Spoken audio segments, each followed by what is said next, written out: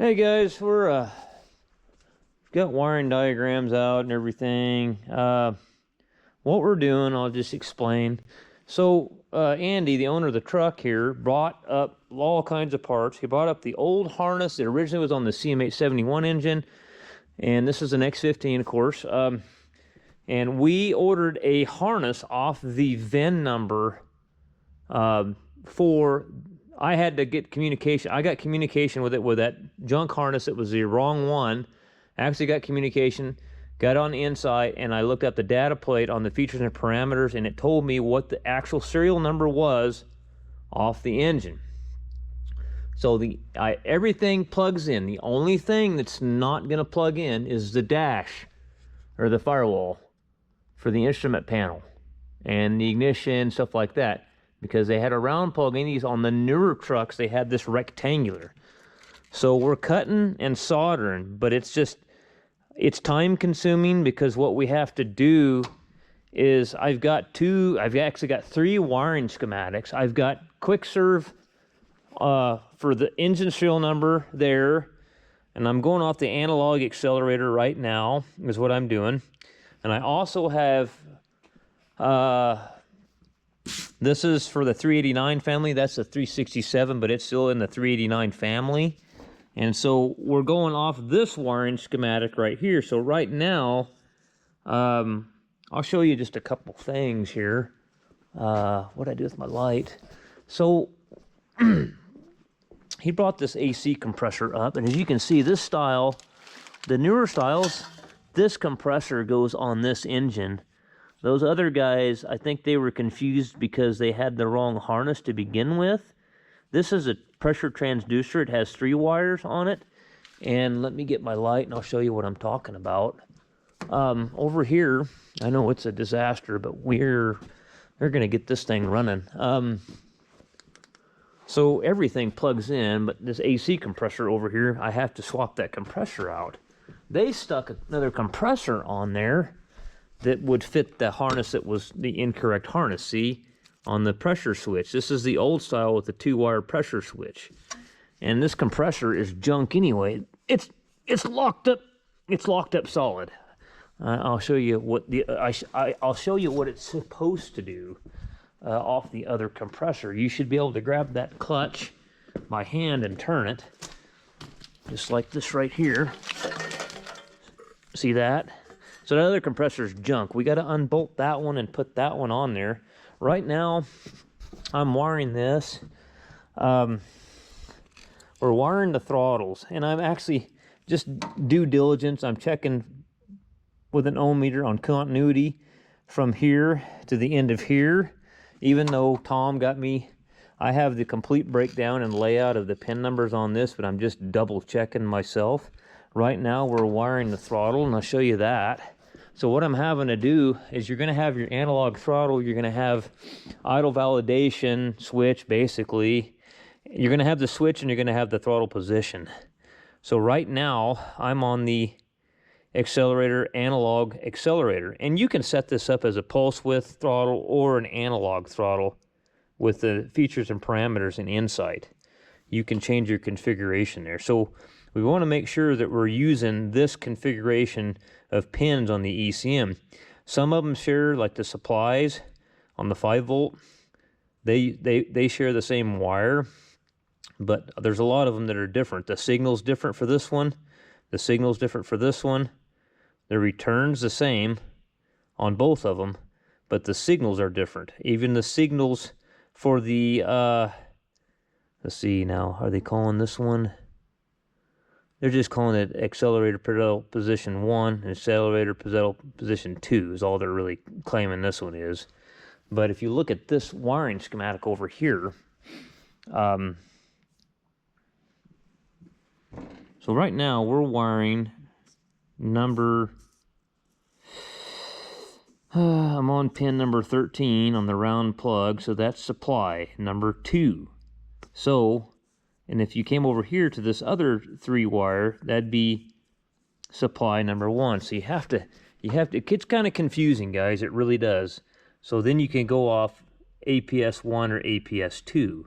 We're off APS 2 right now, off pin 13 on the round plug. So you just gotta not get confused here, because it's really easy to get confused.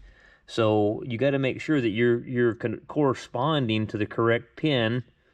So if we're doing that one, the 5-volt supply to switch number 2, so then we're going to be going, you got to make sure that this wire on that rectangular plug is going to pin 8 on the ECM on the J2 connector.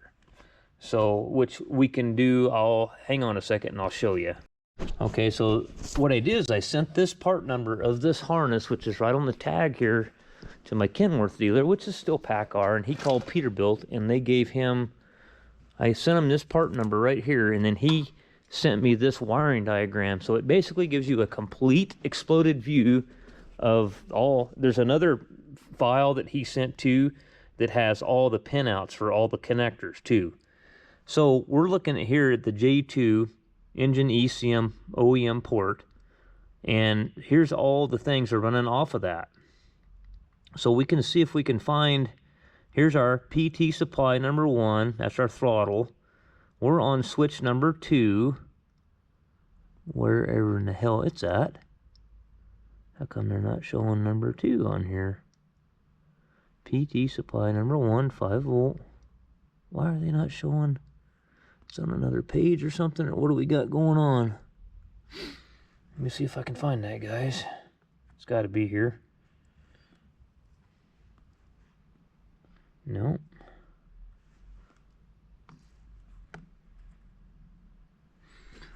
What do we got here?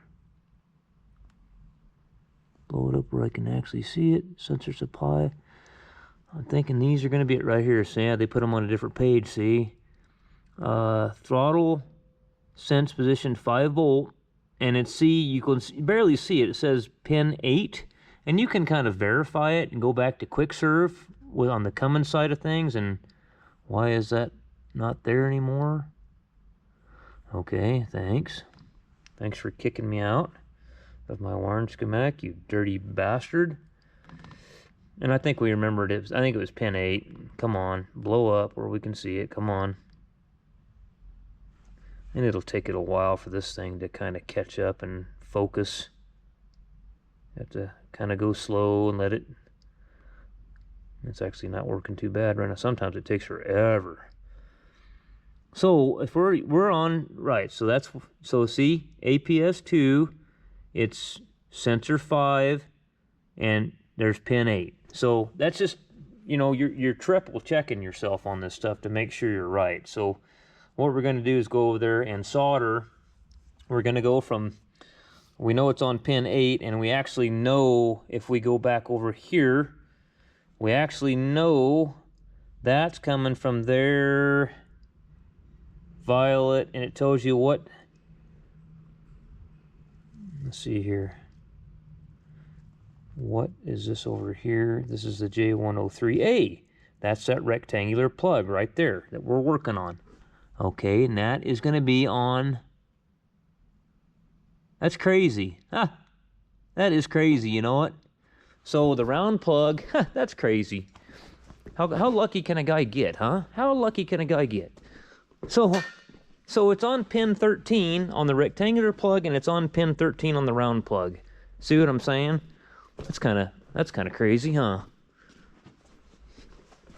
So yeah, we're coming over here to pin 13, 14, and 41. So 13 and 14, one's going to be the sense and the signal, basically. The return's 41. So anyways, I just thought I'd point that out. We'll keep doing some wiring. I'll keep you posted as I go along here. So we got the, basically, when I say switch 2, it's basically the idle validation. So now it's pretty self-explanatory now. These two here should be, there should be another 3 wires just like these right here. These 3 here on the round plug, which is going to go back here. Obviously, these are going to be the throttle position. This twisted pair here is the 1587 protocol. So we're looking for these here, right here. You can see them. But basically just dig these out of here and they'll be twisted together as well. We'll have to dig them out. It's these right here. And that'll be the next ones, and we'll splice those. Everything's going to get soldered and heat shrunk, so no wire nuts. No wire nuts on it. So anyways, do these three now. Then we'll have the throttle wired. Okay, guys, so these are one of these things on these projects I'd really like to explain to you of how complex these things can be and how critical it is to have the wiring schematics and the correct ones. Okay, so the start wire on the old setup is coming off that round plug, which is going straight to the ECM off of, where'd you go? Got a spot of oil on the damn thing. Now I can't read it. Starter switch to relay right here. Pin number 10, which that's a gray wire. I've identified that one. But that rectangular J103A plug we were originally working on, it's not on that one. It's on the cab PDC rectangular plug, which is a different plug. So you look right here, starter switch to relay. And that's going to be on, and that's a gray wire. And it's pin number 5, I think. It won't let me enlarge it anymore, I don't think. No, it won't.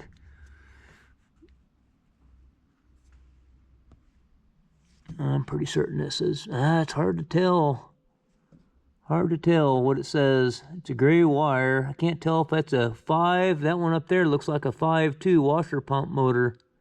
It's really hard to tell. Well, anyways, I thought I would describe that to you, that you really have to pay attention when you're doing this. So now I'm just going to go find the gray wire and make sure it corresponds with the pin number. Okay, guys, so what we got up here, there's 2 gray wires in there. So now I peeled it back, the insulation and stuff off that loom. And after power relay control, which we're going to be using that one too, it's a gray wire too. And it's on pin number 14. I can read that one. So let's go over here and see what we got. I got my reading glasses on so I can see what the damn little numbers are on here. So this is the J121 connector. And we're looking at this connector, and it starts out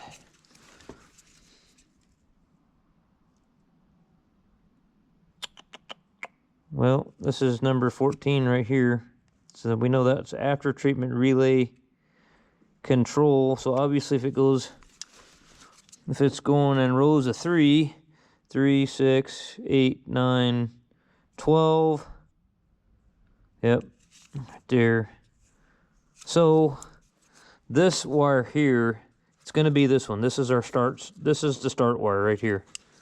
And that would be on pin number 1, 2, 3, 4, 5, 6. So that's pin number 6. Okay. So we got to figure out what we're going to do there, because that needs to be kind of routed. We'll have to probably put our own split loom or something in that. Not certain how we're going to do that yet. I'll have to tie it to this or something. I'll figure it out. Hey guys, it's about 7 p.m. at night. Well, I guess p.m. would be at night, ding dong. But I just thought I'd show you that we got, here's what, I know it looks like a cluster so far, but the power and grounds, what we did for the ECM, they're actually running off this J121 plug too. So I had to add on to the harness where it plugs in. What it does, it runs off this splice right here. This fuse right here, engine fuses, runs off that right there, this loom, and then it comes down the loom and is in right there. So I had to cut it off that other harness and plug it in there, because it's not on this harness, it was incorporated into this plug. So we ran it up there, and everything's just kind of a cluster right now until we get everything where we want it, and we'll get everything tidied up. But I'll just kind of show you something drew the battery down, so I had to use my jumper just to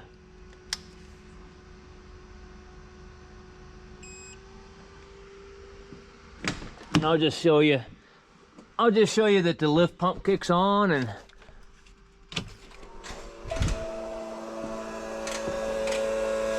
we have power to the ECM. So, all right, guys, so that's one huge leap forward. Long ways to go on that, but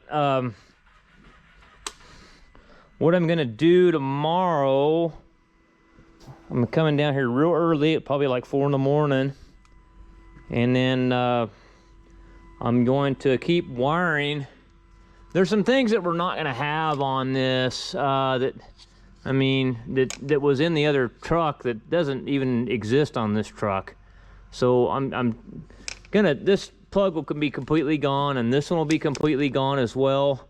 Then we'll have to tape everything up, make it look nice. But once we get all this set, it'll look just like the factory with this plug in there, you know, and you won't even really be able to tell. We got to swap that AC compressor out and get the right one on there, and put that on there. I'm trying to think what else. I got to find the coolant. I see that window washer fluid pump is gone. It's not in there. It's got to be there somewhere.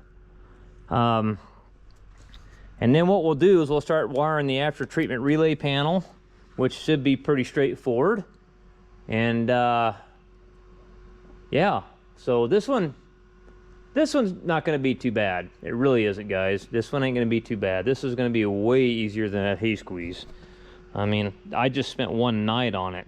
Just one good, well, I was basically looking for wiring harness schematics with the dealer till almost noon. And we finally found the right schematic for the new engine. Well, I got this schematic here. That's no problem. I can get it off Quickserve, but trying to find the OEM through Peterbilt, now that's the tough part. So we finally found it and had the right one, because all these are numbered.